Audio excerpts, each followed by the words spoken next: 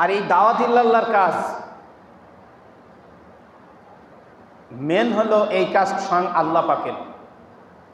যে এই দাওয়াত ইল্লাল্লাহর কাজ করে সে আল্লাহ পাকের বিশেষ প্রতিনিধি, সে আল্লাহ পাকের খাস লোক। আল্লাহু ইয়াদউ ইলা দারিস সালাম ওয়া ইয়াহদি মান ইয়াশাউ ইলা সিরাতিল মুস্তাকিম।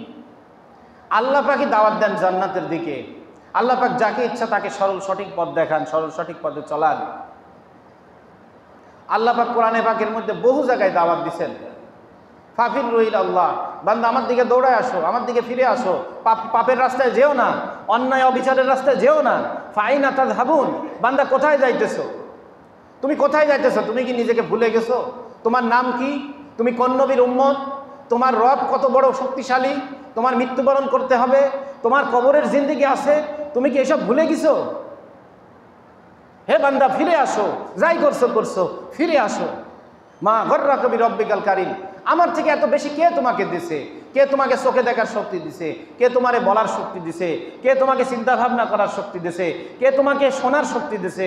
কে তোমার অক্সিজেনের ব্যবস্থা করে? কে করে? তুমি যে খাদ্য খানা খাও কে পৌঁছাইছে? তোমার পেটের মধ্যে এই খাবার কে হজম করে দিচ্ছে? আমার থেকে এত দয়ালু, এত দাতা, এত বড় মাবুদ আর কে আছে? তোমরা আমাকে ছেড়ে তার কাছে চলে যাচ্ছ।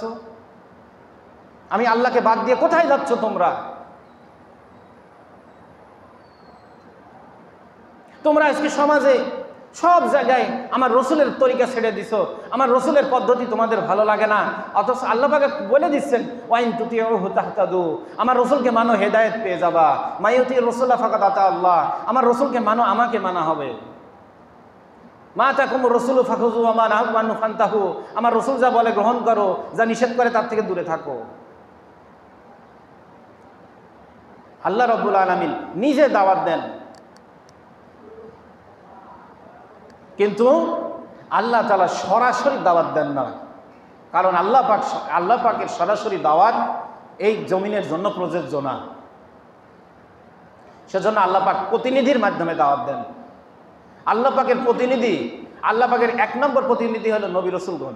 কারা 1 নম্বর প্রতিনিধি? কারা? নবী রাসূলগণ। তাদের মাধ্যমে আল্লাহ দাওয়াত দিছে। আল্লাহর দাওয়াত আল্লাহ সরাসরি না বলে, আল্লাহ সরাসরি আপনার সামনে না এসে, যেটা সম্ভব না, যেটা সম্ভব নাই দুনিয়ার হাইসিয়তে, আল্লাহ পাক তার অন্য কারোর মাধ্যমে প্রতিনিধি পাঠায় দাওয়াত দিচ্ছেন। মনে করেন একজন বিশেষ গেস্ট আসবে, মনে করেন আপনাদের মসজিদে, কিন্তু কোনো কারণে সে আসলো না, সে প্রতিনিধি পাঠাইছে, আসে না?